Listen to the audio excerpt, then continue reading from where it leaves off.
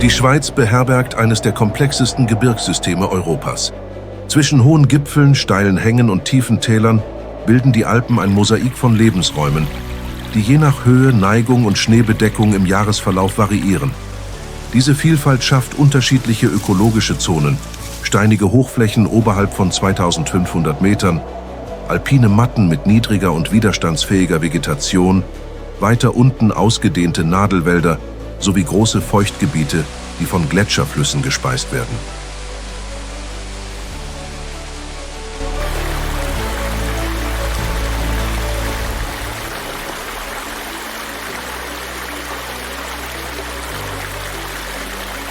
Neben der Vielfalt an Mikroklimata beherbergt jede Höhenstufe Arten, die spezifische physiologische und verhaltensbezogene Anpassungen entwickelt haben. In den Gipfelregionen begünstigen dünne Luft und niedrige Temperaturen robuste, gut isolierte Tiere. In den mittleren Lagen bieten Lichtungen, Sträucher und Felsen Lebensraum für wendige Pflanzenfresser und aufmerksame Räuber. Weiter unten tragen feuchte Wälder und Gletscherseen Vögel, aquatische Säugetiere und Amphibien, die auf thermische Stabilität und sauberes Wasser angewiesen sind.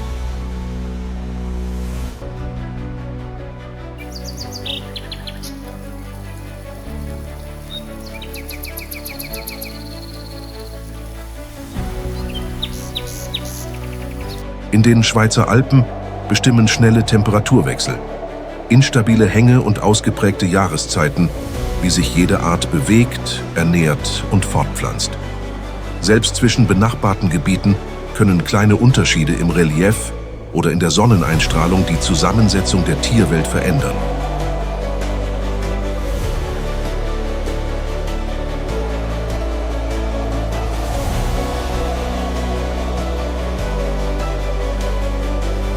Diese Dokumentation folgt dieser vertikalen Struktur der Wildnis.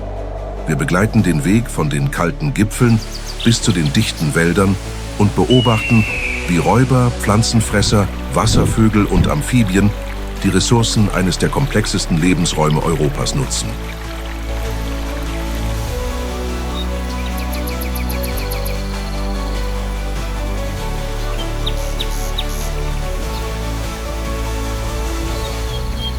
Willkommen in der wilden Schweiz.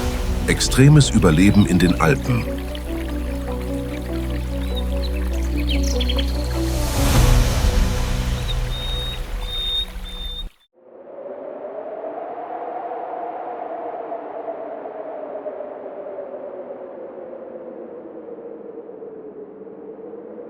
Die Berghänge der Schweizer Alpen bilden einen natürlichen Korridor, in dem freiliegende Felsen, dichte Nadelwälder und tiefe Täler sich auf wenigen Metern abwechseln. Auf den Gipfeln ist die Vegetation spärlich und der beständige Wind formt die Landschaft immer wieder neu. Weiter unten öffnen sich lichtdurchflutete Lichtungen zwischen schattigen Waldabschnitten. Bäche stürzen in engen Windungen talwärts und transportieren Schmelzwasser in tiefere Lagen, während an schwer zugänglichen Stellen Schneereste zurückbleiben.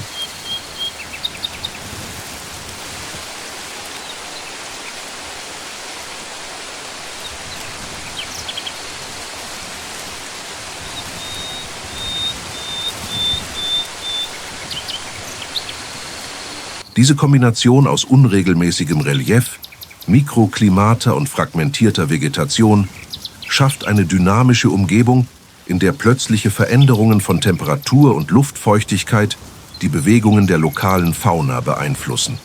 Zahlreiche Arten nutzen diese Gebiete als saisonale Routen. Steinböcke steigen auf der Suche nach Nahrung ab, Gämsen überqueren mühelos felsige Passagen und Rehe bewegen sich zu ruhigeren Zeiten an den Waldrändern.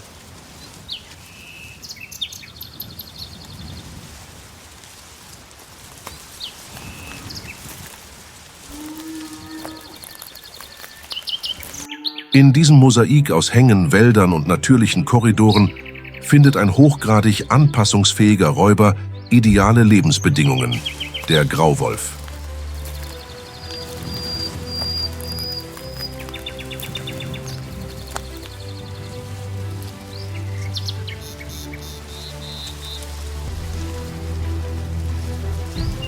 In den letzten Jahrzehnten ist er in verschiedene Regionen der Alpen zurückgekehrt, und besiedelt Täler und Hänge, in denen sich Nadelwälder mit offenen Flächen abwechseln. Die Art legt täglich große Distanzen zurück und wechselt dabei zwischen dichtem Hochwald und felsigen Zonen, um Beute aufzuspüren und die Präsenz anderer Rudel zu überwachen.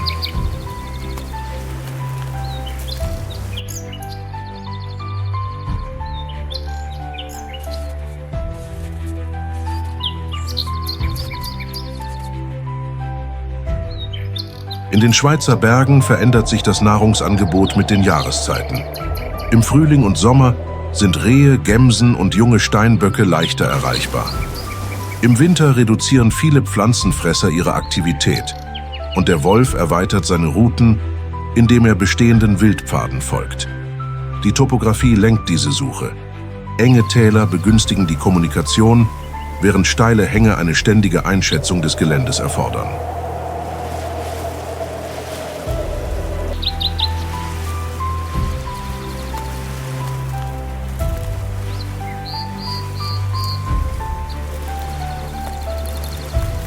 Die Kommunikation innerhalb des Rudels ist zielgerichtet und umfasst Körperhaltungen, Berührungen und kurze Lautäußerungen. Diese soziale Organisation ermöglicht einen Rollenwechsel der Individuen. Während einige Wache halten, folgen andere frischen Spuren. In dicht bewachsenen Gebieten reduziert das Rudel die Geräuschentwicklung und passt Tempo und Position jedes Mitglieds an.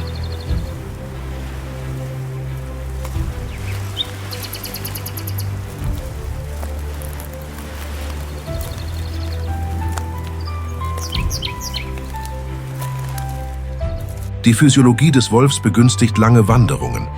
Die Muskulatur der Beine und die Gewichtsverteilung verhindern ein Ausrutschen auf unebenem Untergrund, während der ausgeprägte Geruchssinn das Lesen von Duftspuren erlaubt, die Beutetiere Stunden zuvor hinterlassen haben. In schneereichen Regionen beurteilt das Tier Tiefe und Beschaffenheit der Schneedecke und meidet Abschnitte, in denen Einsinken zu hohen Energieverlusten führt.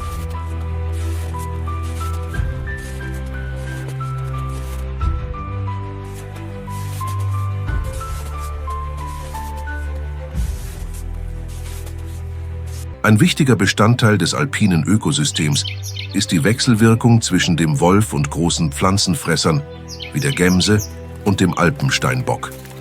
Die Annäherung erfolgt vorsichtig, da diese Huftiere schnell sind und hervorragend an felsiges Gelände angepasst. Der Wolf ist daher nicht ausschließlich von ihnen abhängig, sondern ergänzt seine Nahrung durch kleine Säugetiere und Kadaver, die er entlang seiner Wege findet.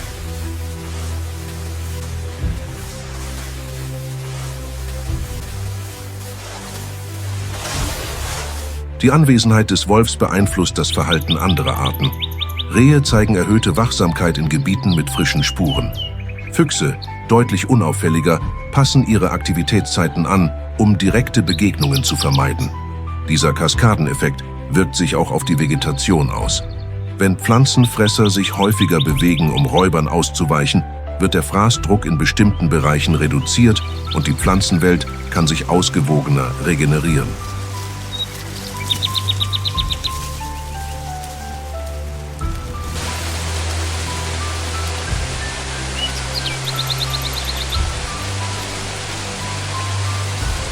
Die Alpen bieten Chancen, aber auch Herausforderungen. Abrupte Wetterwechsel können die Sicht einschränken, Gerüche zerstreuen und die Kommunikation zwischen Mitgliedern desselben Rudels erschweren. Dennoch ermöglicht die Fähigkeit des Wolfs, Umweltzeichen zu deuten.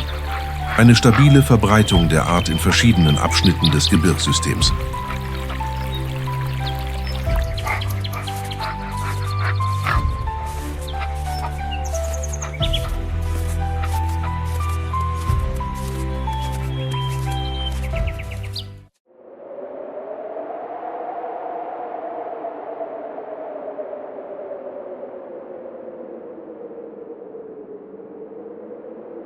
Oberhalb der von den Wölfen besiedelten Höhenlagen öffnen sich noch freiere und steilere Lebensräume. In diesen Bereichen stehen zwei Arten exemplarisch für die Widerstandsfähigkeit hochalpiner Säugetiere: der Alpensteinbock und die Gemse.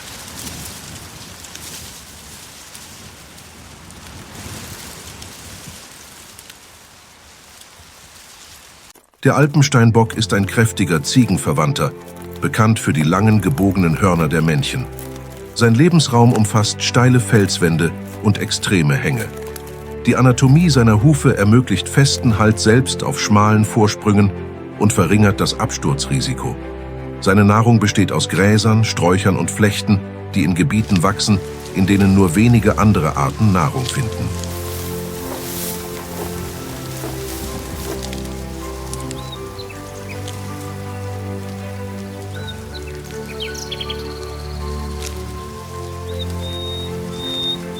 Die Bewegungen des Steinbocks sind unauffällig und erfolgen meist in kleinen Gruppen. In den wärmeren Jahreszeiten nutzen die Tiere mittlere Höhenlagen mit reicherer Vegetation. Im Winter steigen sie nur so weit ab, wie es nötig ist, um schneefreie Flächen zu erreichen. Der Steinbock spielt eine wichtige Rolle in der Vegetationsdynamik, da er kälteresistente Pflanzen frisst und so das Gleichgewicht zwischen Weideflächen und Strauchbewuchs erhält.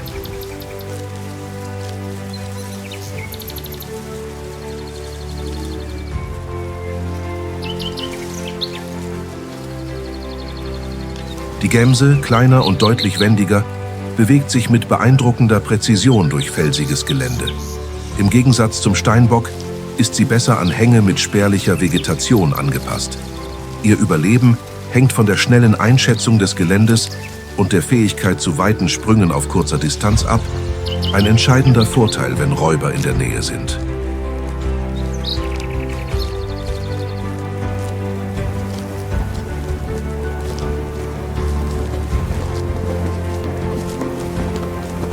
Die Wechselwirkung zwischen Gemsen und Steinadlern zählt zu den markantesten Beziehungen der Hochalpen. Der Steinadler, einer der größten Greifvögel Europas, nutzt aufsteigende Luftströmungen, um weite Gebiete zu patrouillieren. Von oben erkennt er selbst kleinste Bewegungen und wählt verwundbare Beute, meist Jungtiere oder geschwächte Individuen. Seine ökologische Funktion umfasst die Regulierung von Populationen und die Entfernung kranker Tiere, wodurch die Ausbreitung von Krankheiten verringert wird.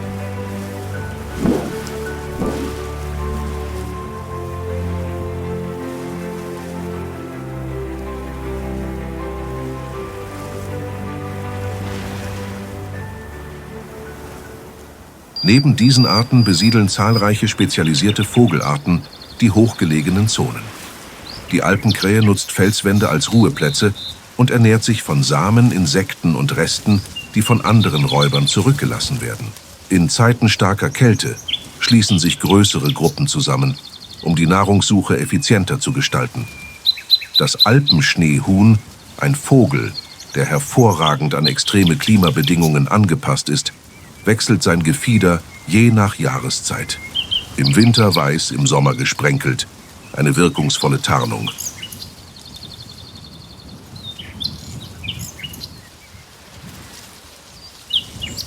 Auch kleinere Säugetiere erhöhen die Vielfalt dieser ökologischen Stufe. Hochgebirgsnagetiere, wie bestimmte europäische Wühlmausarten, dienen Greifvögeln und mittelgroßen Fleischfressern als wichtige Nahrungsquelle. Dieses Zusammenspiel verschiedener Arten bildet ein Netzwerk von Wechselwirkungen, das die Stabilität des Gebirgsökosystems selbst unter extremen Bedingungen aufrechterhält.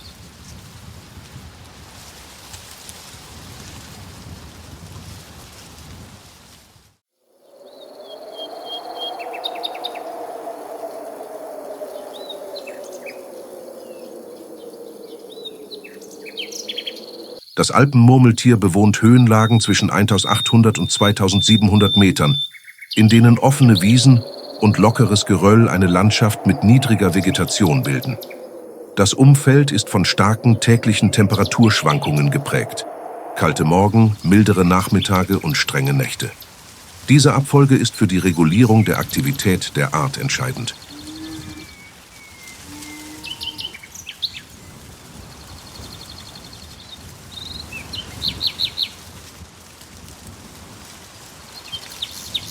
Murmeltiere leben in unterirdischen Bauten, die in festem Boden angelegt sind. Diese Tunnelsysteme besitzen mehrere Eingänge und innere Kammern, die als Wärmeschutz und als Zuflucht vor Fressfeinden dienen. Die natürliche Architektur der Baue minimiert den Wärmeverlust und ermöglicht die Lagerung von Material für die Zeit des Winterschlafs.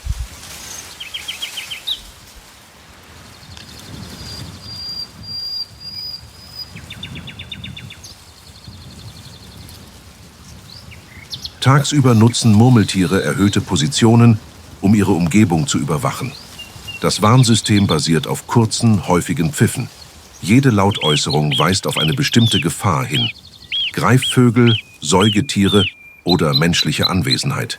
Bei mäßigem Risiko bleiben die Tiere in der Nähe der Baueingänge. Bei akuter Gefahr ziehen sich alle rasch ins Innere zurück.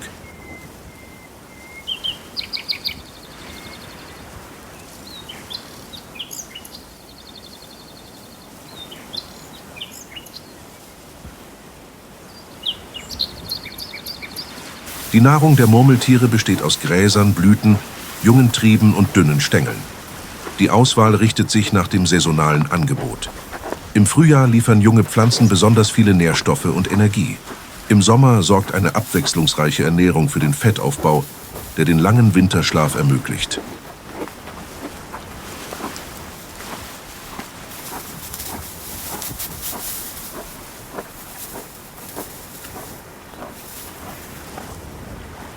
Die Interaktion mit Räubern wie dem Steinadler und dem Wolf prägt das Verhalten der Murmeltiere. Jungtiere sind besonders gefährdet, vor allem an Tagen mit intensiver Flugaktivität. Die niedrige Vegetation erleichtert zwar die visuelle Erkennung, bietet jedoch nur wenige Versteckmöglichkeiten. Daher sind Murmeltiere stark auf ihr Tunnelsystem und ihre soziale Kommunikation angewiesen.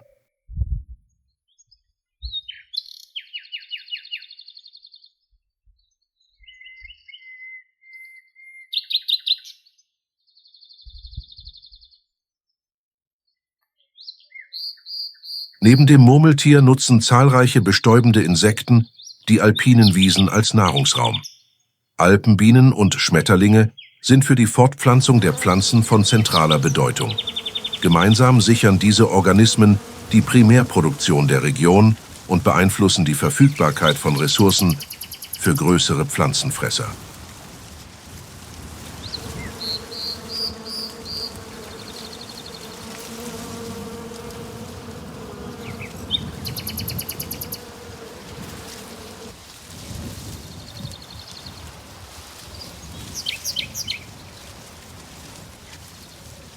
In diesen Höhenlagen treten auch kälteverträgliche Reptilien auf, wie die Mauereidechse in sonnenexponierten Felsbereichen.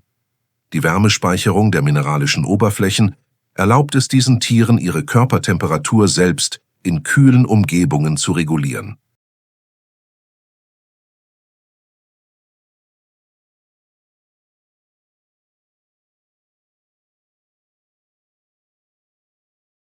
Das Ökosystem der alpinen Matten fungiert als Übergangszone zwischen den Hochlagen und den tiefer gelegenen Waldstufen.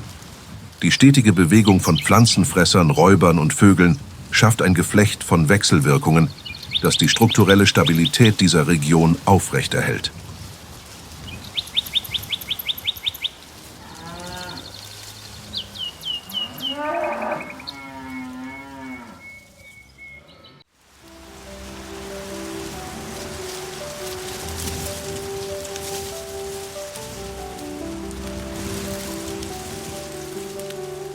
Beim Abstieg von den alpinen Wiesen in Richtung niedriger gelegener Bereiche erscheinen große Seen, die durch das Schmelzwasser der Berge entstanden sind.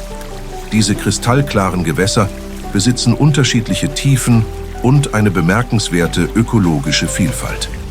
Ihre Ufer sind von Binsen, feuchtigkeitsliebenden Gräsern und kleinen Sträuchern gesäumt, die zahlreichen Arten Schutz und Nahrung bieten.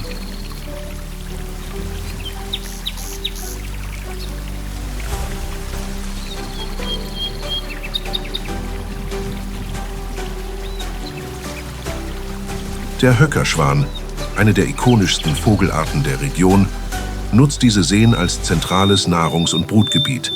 Seine Morphologie, der lange Hals, der kräftige Körper und die breiten Flügel, ermöglicht präzise Bewegungen im Wasser und das Erreichen untergetauchter Pflanzen. Er ernährt sich von Trieben und Wurzeln aquatischer Vegetation, deren Verteilung von Lichtverhältnissen und Wassertiefe abhängt.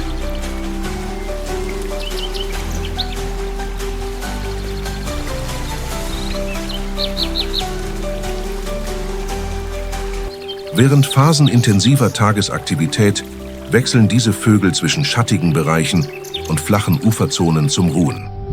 Körperhaltung und Flügelbewegungen dienen der Kommunikation von Absichten, Verteidigung, Warnung, Paarung oder schlichtes Fortbewegen. Gebildete Paare legen relativ große Reviere an und wählen windgeschützte Plätze in der Nähe dichter Vegetation für den Nestbau.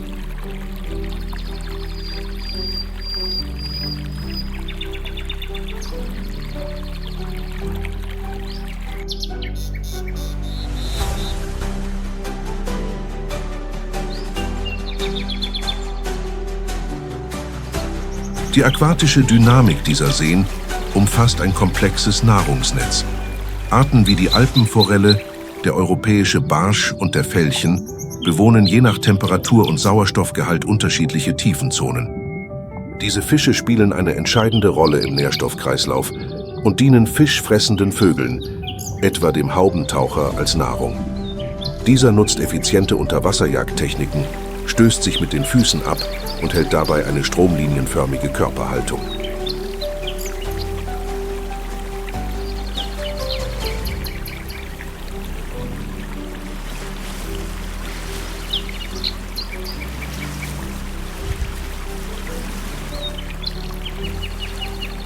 Halbaquatische Säugetiere, insbesondere der Fischotter, kommen zwar seltener vor, können jedoch in Flussabschnitten auftreten, die mit den Hauptseen verbunden sind. Der Otter nutzt dicht bewachsene Uferzonen zum Ruhen und jagt bei geringer Lichtintensität kleine Fische. Seine Anwesenheit gilt als Indikator für gute Wasserqualität, da die Art auf wenig belastete Gewässer angewiesen ist.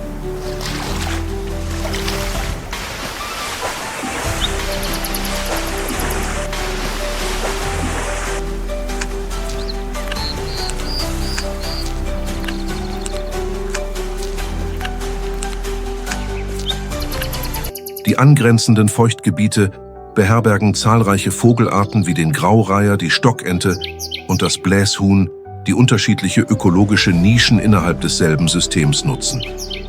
Der Reiher beobachtet mit aufrechter Haltung Beute in flachem Wasser. Die Stockente sucht vor allem pflanzliches Material und das Bläshuhn bewegt sich mit seinen breiten Zehen sicher über schwimmende Vegetation.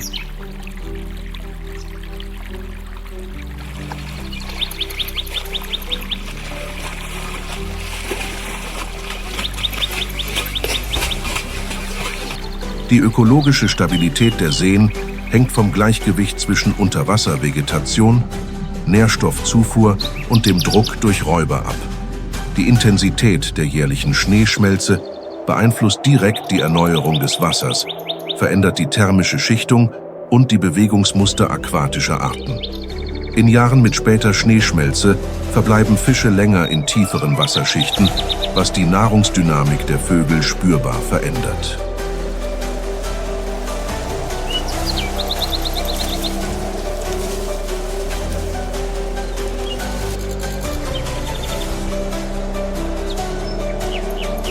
So fungieren die alpinen Seen als zentrale Knotenpunkte der Biodiversität in den Schweizer Alpen, verbinden terrestrische und aquatische Lebensräume und beeinflussen Populationen über weite Landschaftsräume hinweg.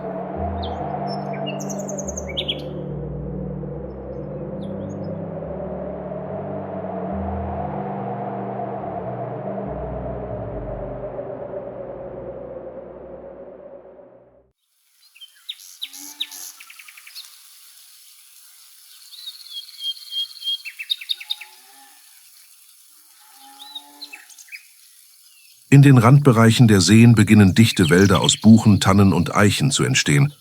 Diese feuchten Wälder weisen stabile Mikroklimata auf, dauerhafte Beschattung, hohe Luftfeuchtigkeit und einen an organischer Substanz reichen Boden. Zu den Arten, die sich besonders gut an diese Umgebung angepasst haben, zählt das Reh, ein leichter, wendiger Huftiervertreter mit hochentwickelten Sinnen.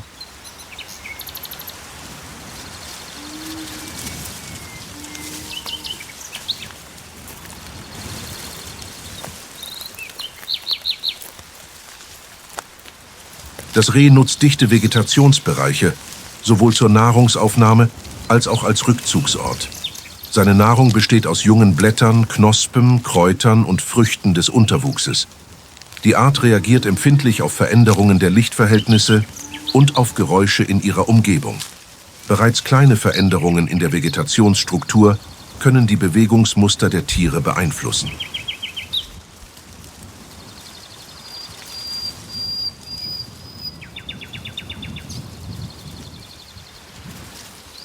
Die Kommunikation zwischen den Individuen erfolgt über Duftmarken, die an Stämmen und Ästen hinterlassen werden.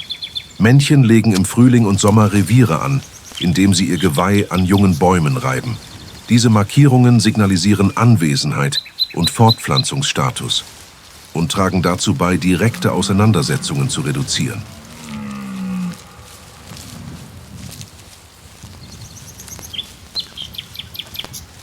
Die Fortbewegung des Rehs im Wald wird durch seinen kompakten Körperbau erleichtert.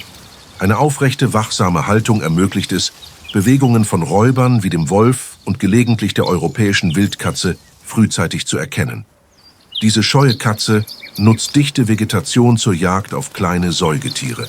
Für erwachsene Rehe stellt sie kaum eine Gefahr dar, kann jedoch unter bestimmten Umständen Jungtiere erbeuten.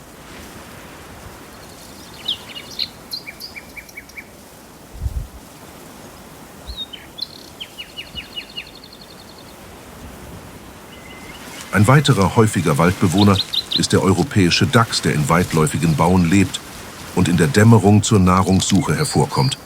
Obwohl er nicht direkt mit dem Reh interagiert, beeinflusst er das Ökosystem, indem seine Tunnel den Boden belüften und den Nährstoffaustausch in tieferen Bodenschichten fördern.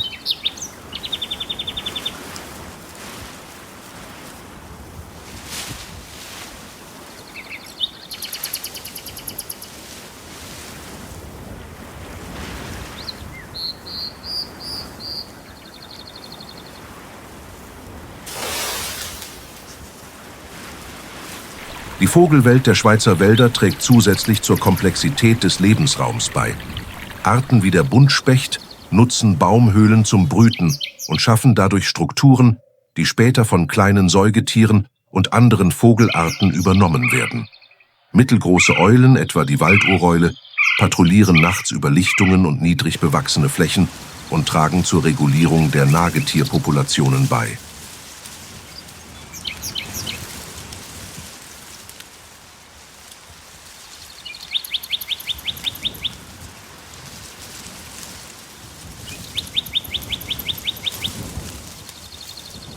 Die Wechselwirkung zwischen Rehen und Vegetation ist intensiv. Der Fraßdruck kann die Erneuerung von Pflanzen und die Zusammensetzung des Unterwuchses beeinflussen.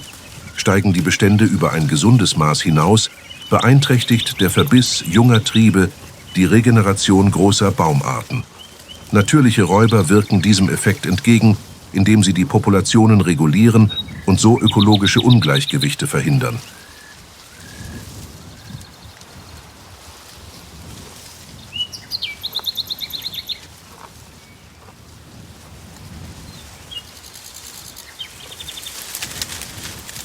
Auch das Relief beeinflusst die Bewegungen der Rehe.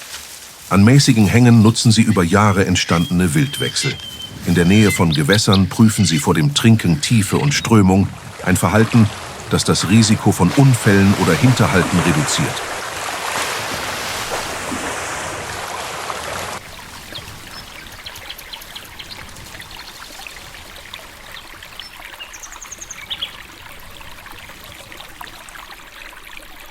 Die feuchten Wälder fungieren als Übergangszone zwischen offenen Landschaften und dichter bewachsenen Lebensräumen. Die strukturelle Vielfalt der Vegetation schafft zahlreiche ökologische Nischen und ermöglicht das Zusammenleben von kleinen Säugetieren, Vögeln, Insekten und Amphibien. In diesem ökologischen Mosaik nimmt das Reh eine Schlüsselrolle ein. Als Samenverbreiter und Pflanzenfresser trägt es wesentlich zur Erhaltung der Waldstruktur bei.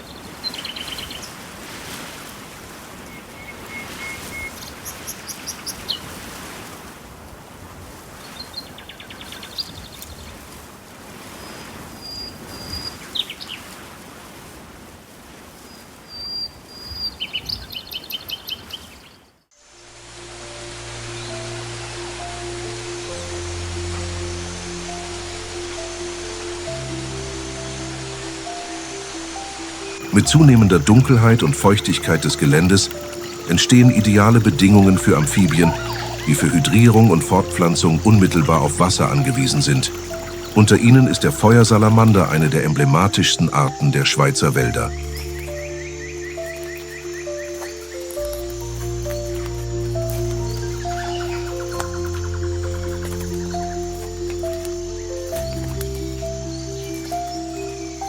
Seine glänzende Haut mit den auffälligen gelb-schwarzen Flecken dient als visuelles Warnsignal für Fressfeinde.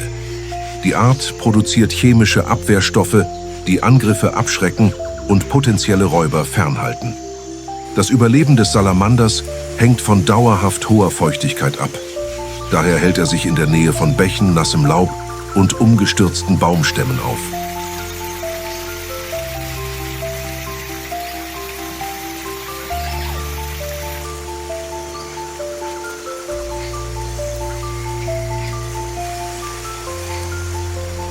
Während der Nacht wird der Salamander aktiver und bewegt sich langsam durch die Laubschicht. Seine Fortbewegung ist vorsichtig. Jeder Schritt wird von einer kurzen Berührung des Bodens mit der Schnauze eingeleitet, um sicherzustellen, dass die Oberfläche feucht genug ist und keine Austrocknung droht. Die Hautatmung erfordert kühle, schattige Lebensräume.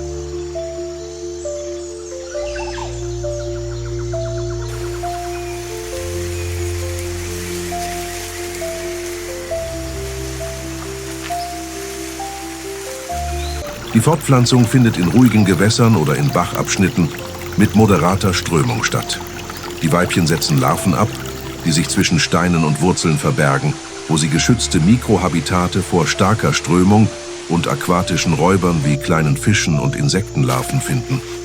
Die Entwicklung der Larven hängt von ausreichender Sauerstoffversorgung und guter Wasserqualität ab, Faktoren, die direkt von der darüberliegenden Vegetationsdecke beeinflusst werden.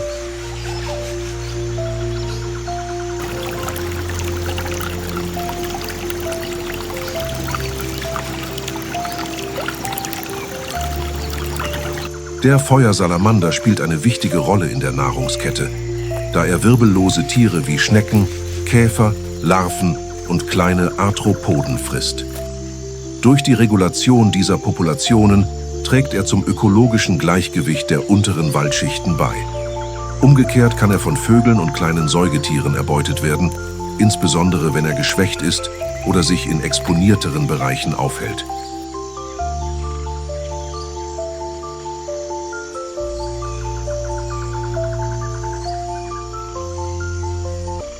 Der Erhalt seiner Mikrohabitate hängt vom allgemeinen Zustand des Waldes ab.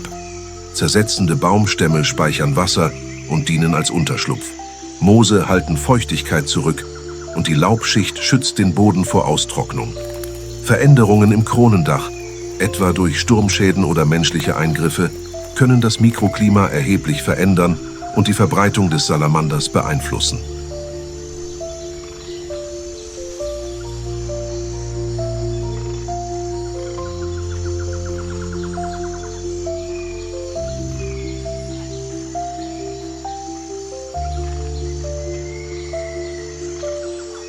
Aufgrund seines langsamen Verhaltens und seines empfindlichen Lebenszyklus gilt der Feuersalamander als zuverlässiger Bioindikator für die Umweltgesundheit. In Gebieten mit Verschmutzung oder verringerter Vegetationsdeckung geht seine Präsenz rasch zurück.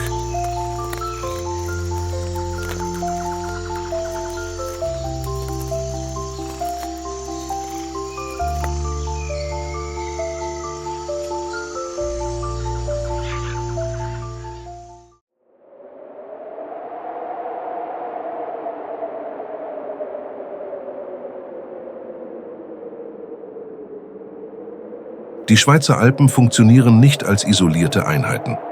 Jede Zone, Berge, alpine Wiesen, Seen, Wälder und Lichtungen, bildet ein miteinander verknüpftes System. Tiere nutzen diese Bereiche zu bestimmten Phasen des Jahreszyklus und schaffen so ein dynamisches Netzwerk von Wechselwirkungen.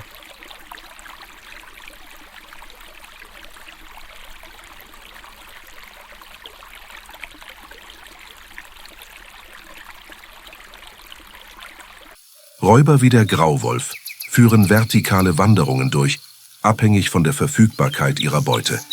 Pflanzenfresser wie Rehe, Gämsen und Steinböcke wechseln zwischen Nahrungsgebieten, um eine Überweidung zu vermeiden. Wasservögel sind auf die Qualität von Flüssen und Seen angewiesen, die wiederum von den höher gelegenen Hängen beeinflusst wird.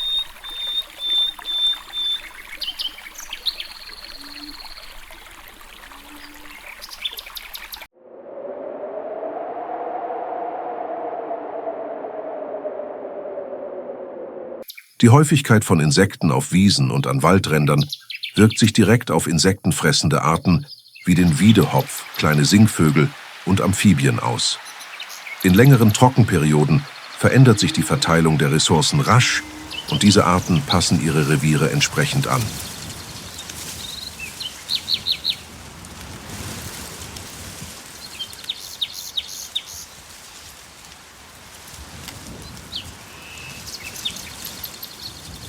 Auch geologische Prozesse beeinflussen die ökologische Dynamik.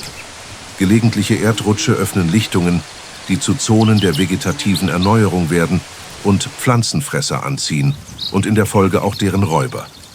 Umstürzende Bäume schaffen Mikrohabitate, die für Amphibien und kleine Säugetiere essentiell sind. Schmelzwasserbäche transportieren Nährstoffe in tiefer gelegene Täler und stärken dort die Nahrungsketten.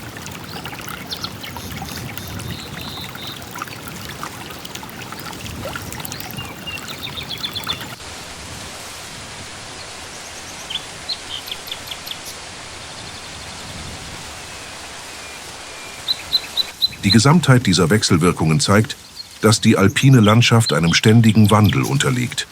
Selbst kleine Veränderungen im Relief können die Präsenz von Arten vergrößern oder verringern. Langsam wandernde Tiere wie Amphibien und kleine Säugetiere sind besonders auf die Kontinuität dieser ökologischen Korridore angewiesen.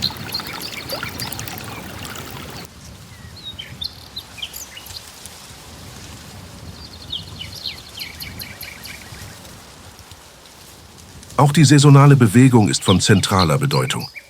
Im Sommer erweitern Pflanzenfresser ihre Aktionsräume, im Winter konzentrieren sie sich auf geschützte Bereiche. Räuber folgen diesen Verschiebungen und Zugvögel nutzen die Alpen als Orientierungspunkt auf ihren weiten Wanderungen.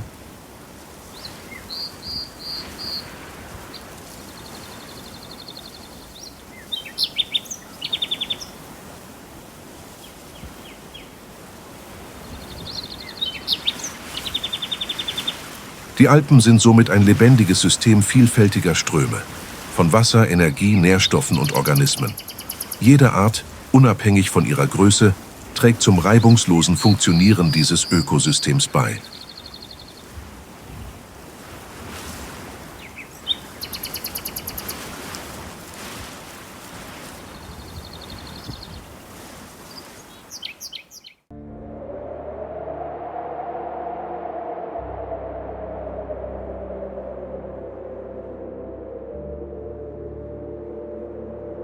Die Schwankungen von Temperatur und Luftfeuchtigkeit in den Alpen stellen die gesamte Tierwelt vor große Herausforderungen.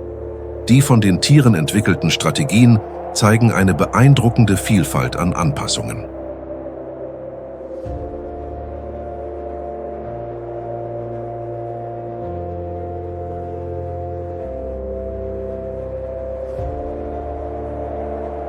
In den höchsten Lagen verfügen Arten wie das Alpenschneehuhn über ein saisonales Gefieder. Im Winter sorgen weiße Federn für Tarnung und Wärmedämmung. Im Sommer nimmt das Gefieder bräunliche Töne an und passt sich der felsigen Umgebung an.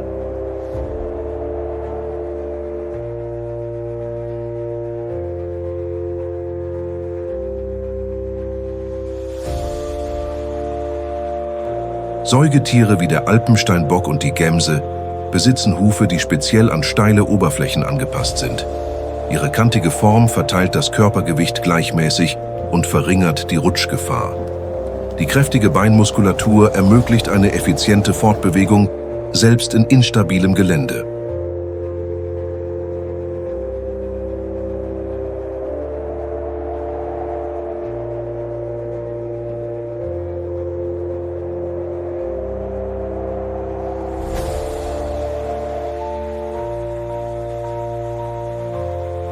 Das Alpenmurmeltier nutzt den Winterschlaf als zentrale Überlebensstrategie. Über Monate hinweg verbleibt es in unterirdischen Bauen mit stabiler Temperatur und senkt seinen Stoffwechsel, um Energie zu sparen. Dieser Prozess erfordert eine sorgfältige Nahrungsaufnahme im Vorfeld sowie Kooperation innerhalb der Kolonie.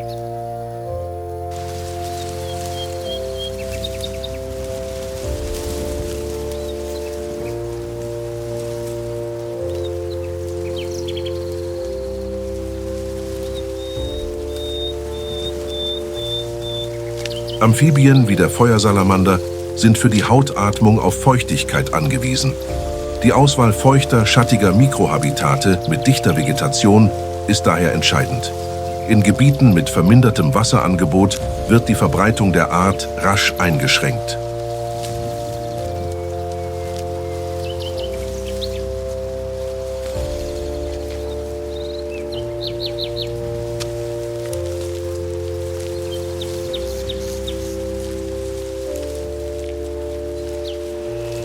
Wasservögel wie der Höckerschwan und der Haubentaucher setzen auf verhaltensbezogene Strategien, um mit Temperaturschwankungen umzugehen. Der Schwan reguliert seine Windexposition und passt die Zeiten der Nahrungsaufnahme an, um Energie zu sparen. Der Haubentaucher wechselt je nach Wassertemperatur und Fischvorkommen zwischen verschiedenen Tiefen.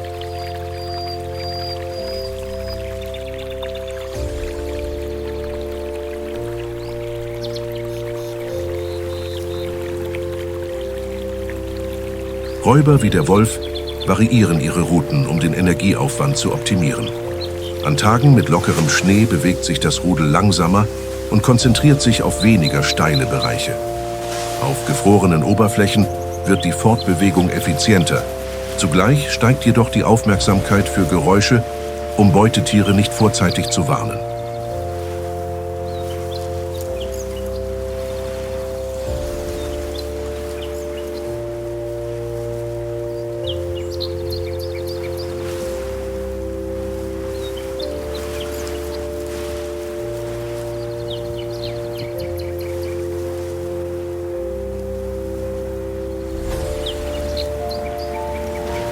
Diese Anpassungen ermöglichen in ihrer Gesamtheit das Zusammenleben zahlreicher Arten in einem äußerst variablen Lebensraum. Die Vielfalt der Reaktionen auf die Umwelt verdeutlicht, warum die Alpen zu den reichsten und komplexesten Ökosystemen Europas zählen.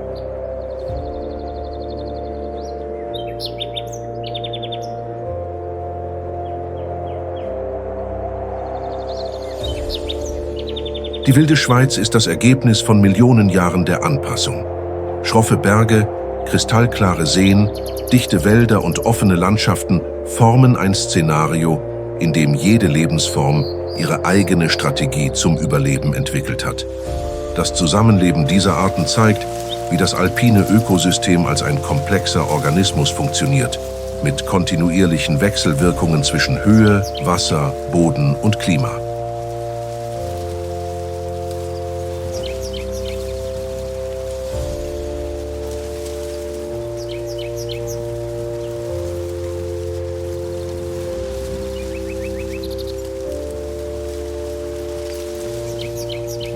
Vom Wolf, der die Berghänge durchstreift, bis zu den Murmeltieren, die den Horizont beobachten. Von den Schwänen, die über ruhige Seen gleiten, bis zu den Salamandern, die auf Feuchtigkeit zum Atmen angewiesen sind. Von den Wiedehopfen, die Lichtungen patrouillieren, bis zu den Steinböcken, die über senkrechte Felswände wandern. Sie alle sind Teil desselben Geflechts.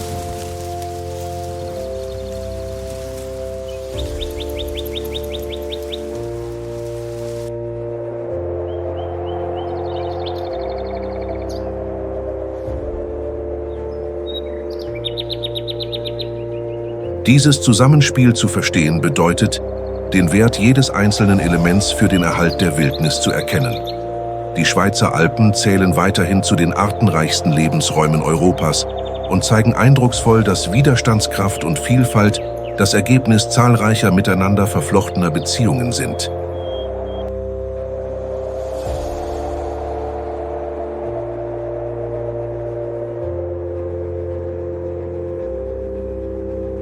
Wenn Ihnen diese Reise durch die Schweizer Alpen gefallen hat, hinterlassen Sie ein Like, abonnieren Sie den Kanal und aktivieren Sie die Glocke, um neue Dokumentationen über die Tierwelt rund um den Globus zu verfolgen. Vielen Dank fürs Zuschauen und bis zur nächsten Entdeckungsreise in die Natur.